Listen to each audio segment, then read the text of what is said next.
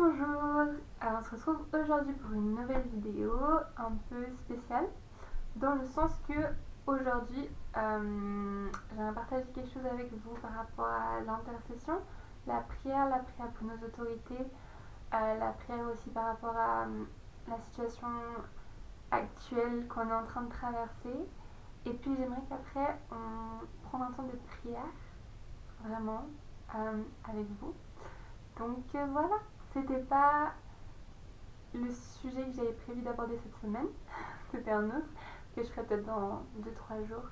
Mais hier soir, j'ai vraiment eu à cœur de vraiment prier pour nos autorités, en fait, de vraiment prier pour les personnes qui dirigent, que ce soit nos pays, les pays où par exemple moi je me trouve, le pays où vous vous trouvez, les différentes instances aussi économiques, les instances politiques, toutes les choses qui sont en train de se décider maintenant, parce que c'est un moment un peu charnière, et donc il y a beaucoup de choses qui sont en train de se mettre en place, et c'est important qu'on prie pour nos autorités, pour ceux qui nous dirigent. Et Dieu, il aime qu'on prie, qu'on parle avec lui. J'aimerais qu'on parle de deux personnages dans la Bible. Il y en a un, peut-être que vous avez déjà entendu parler, sûrement, c'est Abraham. Et il y a cette histoire dans la Bible, on parle d'une ville, enfin de deux villes, Sodome et Gomorrhe, qui sont des villes qui ont été détruites. Mais avant leur destruction, Abraham, il a un peu plaidé avec Dieu, si on peut dire. On dit il a intercédé, c'est-à-dire il a demandé à Dieu plusieurs fois d'épargner, que s'il y a, on va les lire, mais il dit voilà, Dieu, si tu trouves 60 justes, est-ce que tu vas quand même détruire la ville? Est-ce que tu trouves 20 justes? Est-ce que tu vas quand même détruire la ville? Est-ce que tu trouves tant et tant?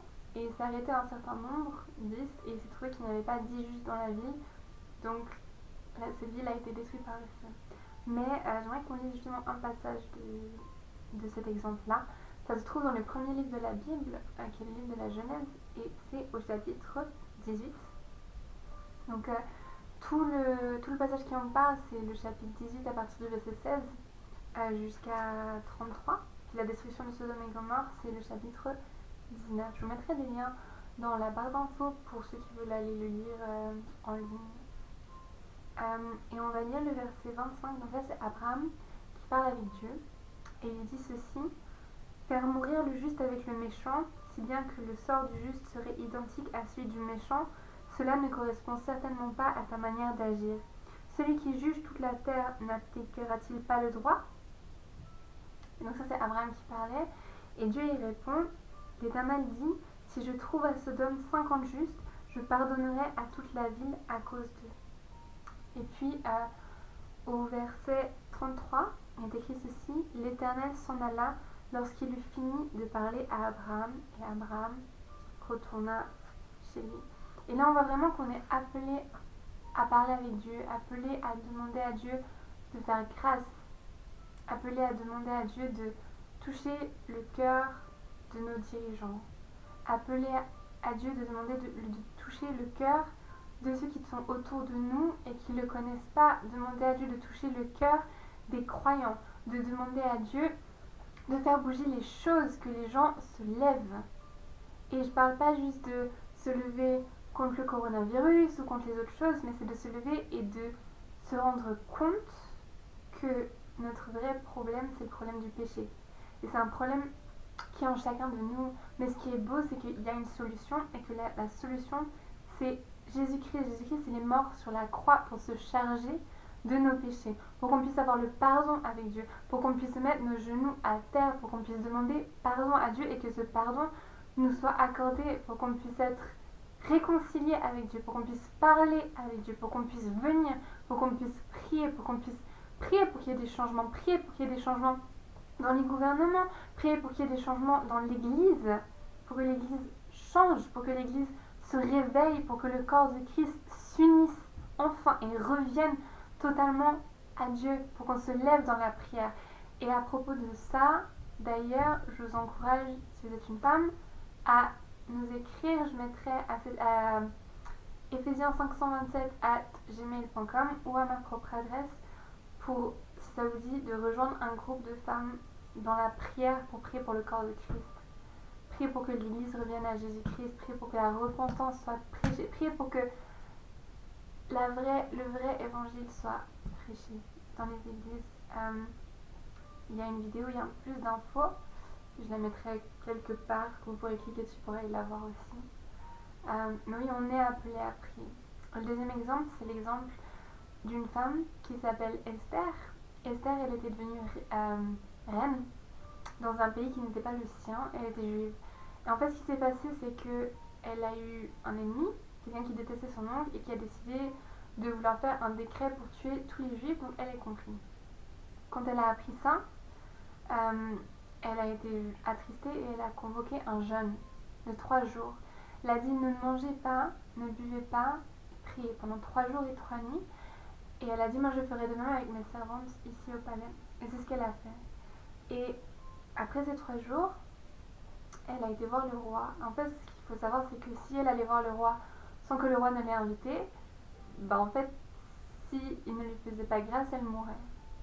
Mais à cause de la prière, il lui a fait grâce et donc elle a pu vivre. Et après après une suite d'événements que je vous invite à aller lire dans la Bible, dans le livre d'Esther, elle a pu parler au roi. Et on va aller lire dans le livre d'Esther, le chapitre 7.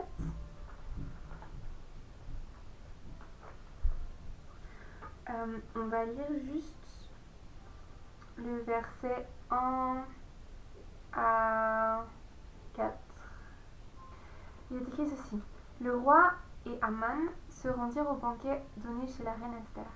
Ce second jour de nouveau, le roi dit à Esther pendant qu'on buvait le vin. Quel est l'objet de ta demande? Il te sera accordé. Que désires-tu? Même si tu réclamais la moitié du royaume, tu l'obtiendrais. La reine Esther répondit. Si j'ai trouvé grâce à tes yeux, roi, et si tu le juges bon, accorde-moi la vie sauve. Voilà ma demande et sauve mon peuple, voilà mon désir. Donc là, de nouveau, Esther, elle a parlé au roi et elle a demandé la vie sauve. Et c'est aussi ce que nous, on a à faire, de prier à Dieu, de demander à Dieu, Dieu qui est le roi de tout, de lui demander d'agir, de lui demander de toucher les cœurs pour que la vie puisse se répandre. Et ensuite au verset 4, il dit ceci. En effet, nous avons été vendus, mon peuple et moi, pour être exterminés, massacrés, supprimés. Si encore nous avions été vendus pour devenir des esclaves et des servantes, j'aurais gardé le silence, mais l'adversaire ne saurait compenser le préjudice ainsi causé au roi. Et ce qui est intéressant ici, c'est que en fait, ce qui se passe avec nous, c'est que Dieu il existe, mais il y a aussi un adversaire, Satan. Et lui, il veut pas notre bien, en fait, il veut nous détruire. C'est genre son but ultime dans la vie, c'est nous faire du mal et nous détruire. Mais c'est pas ce que Dieu veut. Dieu veut notre bien. Il veut qu'on prospère, il veut qu'on puisse le rencontrer et qu'en lui, on puisse trouver la vraie vie.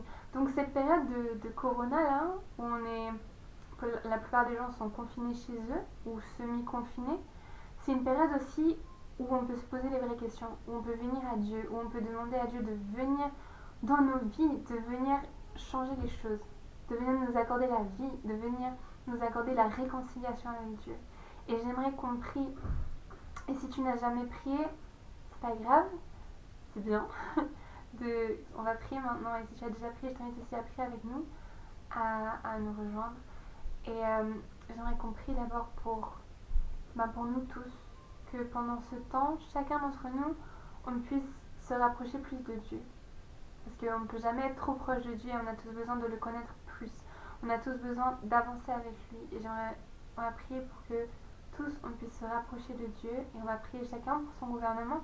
Donc moi je suis en Suisse, je prie pour le gouvernement, les autorités suisses, mais je vous invite vous à prier aussi pour les autorités de votre pays pour qu'ils puissent être touchés par Dieu. Pour que Dieu puisse toucher leur cœur et qu'ils puissent avoir la sagesse et le courage de prendre des bonnes décisions. Donc je vous invite à fermer vos yeux et à prier avec moi. Oui, Père éternel, j'aimerais te remercier pour cette journée, j'aimerais te remercier pour la technologie, j'aimerais te remercier parce que même si on est séparés, on peut être unis, on peut être ensemble, on peut être unis avec toi, Père. Et j'aimerais te remercier, Papa, pour la prière, Seigneur Dieu, ce moyen que tu nous donnes d'être en communication avec toi, ce moyen qui fait bouger les choses dans le monde spirituel. Et quand les choses bougent, dans le monde spirituel, ça se manifeste dans notre vie de tous les jours, papa. Et j'aimerais, Seigneur, te prier pour que cette période de confinement puisse servir à ce que chacun, Seigneur mon Dieu, chaque être humain puisse, Seigneur mon Dieu, se rapprocher de toi, papa. J'aimerais te prier, Seigneur mon Dieu, pour toutes les personnes qui ne te connaissent pas encore, Seigneur mon Dieu, qui sont dans nos entourages, qui sont dans nos immeubles, qui sont dans nos maisons, qui sont nos collègues de travail, nos collègues d'études, nos amis, Seigneur mon Dieu, les personnes qui ne te connaissent pas, papa. Je te prie, Seigneur mon Dieu, que tu puisses toucher leur cœur, Seigneur. Je te prie que tu puisses attirer leur cœur à se tourner vers toi, Seigneur. Et j'aimerais te prier que nous, Seigneur mon Dieu, tes enfants, on puisse aussi leur montrer qui tu es, Seigneur mon Dieu, qu'on puisse leur parler de toi. Jésus, je te prie qu'on puisse avoir le courage, Seigneur mon Dieu, d'apporter l'espoir qu'on a en toi, qu'on puisse, Seigneur mon Dieu, parler de l'antidote, Seigneur mon Dieu, à ce corona, de l'antidote au péché qui est ton pardon, de l'antidote, Seigneur mon Dieu, qui se trouve en toi seul, Seigneur. Et papa, j'aimerais te prier pour nos autorités, Seigneur mon Dieu, j'aimerais te prier pour le Conseil fédéral, Seigneur mon Dieu, les dirigeants, Seigneur mon Dieu, de la Suisse, papa. Je te prie, Seigneur mon Dieu, que tu attires leur cœur à toi. Seigneur, je te prie que tu puisses toucher leur cœur, Seigneur mon Dieu, que le salut puisse les atteindre, Seigneur mon Dieu, là où ils sont, Seigneur mon Dieu, tous les conseils nationaux, conseils des États, les autorités économiques, Seigneur mon Dieu, de la BCE, de la Banque nationale, du FMI, Seigneur mon Dieu, de toutes les grandes choses qui tiennent un petit peu les ficelles politiques, qui tiennent les ficelles économiques. Jésus, je te prie, papa, que tu puisses toucher les cœurs, Seigneur mon Dieu, touche les cœurs, Seigneur mon Dieu, que les cœurs des dirigeants, Seigneur mon Dieu, puissent se tourner vers toi, Seigneur mon Dieu, qu'ils puissent te rencontrer, Seigneur, que le salut, Seigneur mon Dieu, puisse descendre dans leur vie, qu'ils puissent, Seigneur mon Dieu, trouver la vraie vie qui se trouve en toi, Seigneur. Je te prie que cette période, Seigneur mon Dieu, comme tu l'as dit à plusieurs personnes, que ce serait un moment de réveil, Seigneur mon Dieu, un moment où de nombreuses personnes se tourneraient vers toi. Et je te prie, Seigneur, dans le nom de Jésus-Christ, que cela soit une réalité, papa, que de nombreuses âmes puissent se tourner vers toi, que les personnes qui se sont un petit peu refroidis, Seigneur mon Dieu, puisse retrouver un cœur brûlant pour toi, Père. Que les chrétiens, Seigneur mon Dieu, puissent se lever dans la prière, dans l'unité, dans l'amour, Seigneur mon Dieu, qu'on puisse mettre nos genoux à terre, Seigneur mon Dieu, et te prier, Seigneur mon Dieu, que comme Abraham, on ne baisse pas les bras, mais qu'on vienne vers toi, qu'on vienne, Seigneur mon Dieu, te demander sans relâche les choses, que comme Esther, on prenne notre courage à deux mains pour te faire, Seigneur mon Dieu, ces requêtes, ces prières, Seigneur mon Dieu, qui sont dangereuses parce que ça peut tout changer, Seigneur. Et on te prie, Seigneur mon Dieu, que tu puisses agir, papa. On te donne, Seigneur mon Dieu, le contrôle, Seigneur mon Dieu, dans cette situation, papa, que tu puisses agir véritablement, Père, et je te prie que tu lèves des hommes et des femmes, Seigneur mon Dieu, pour prier, Seigneur mon Dieu, pour l'Église, papa, que ce mouvement des femmes de valeur puisse grandir, Seigneur mon Dieu, que des femmes puissent se joindre à nous aussi, pour prier, Seigneur mon Dieu, pour l'Église, pour prier pour nous tous, Seigneur mon Dieu, pour qu'on puisse revenir totalement à toi, papa, que la louange, la gloire et l'honneur te reviennent, Père, et j'aimerais te prier pour chaque personne qui a regardé cette vidéo, Père. Je te prie, Seigneur mon Dieu, que tu puisses les remplir de ta paix, Seigneur mon Dieu, ta paix qui dépasse tout entendement, Seigneur mon Dieu, que tu les remplisses de ta paix, Seigneur mon Dieu, maintenant, dans le nom puissant de Jésus-Christ, ta paix, ta joie et ton amour, Seigneur. Merci, Père, pour tout ce que tu fais, dans le nom de Jésus-Christ. Amen. Amen. Donc voilà, c'est tout pour aujourd'hui. Soyez bénis. Profitez aussi de ce temps de confinement pour vous rapprocher de Dieu, pour lire la Bible, pour regarder des émissions. Il y a une série qui est très bien, qui s'appelle The Chosen, qui a une application qui est gratuite aussi. Il y a beaucoup de films qui parlent de Jésus, vous pouvez écouter la Bible. Il y a une application qui s'appelle YouVersion, où il y a des plans de lecture biblique. Si vous n'avez jamais fait ça, si vous avez des amis chrétiens et que vous n'avez jamais lu la Bible, demandez-leur de lire la Bible avec vous. Par Skype, Zoom, la technologie, il y a des tas de choses qui sont mises en place. Et si vous avez des questions, comme toujours, n'hésitez pas à laisser un commentaire ou à m'écrire à mon adresse mail que je mettrai dans la barre d'infos. Si vous avez des questions par rapport au mouvement des femmes de valeur que j'ai mentionné, n'hésitez pas à m'écrire à mon adresse ou à l'autre adresse qui sera aussi dans la barre d'infos. Et voilà, on se retrouve cette semaine normalement.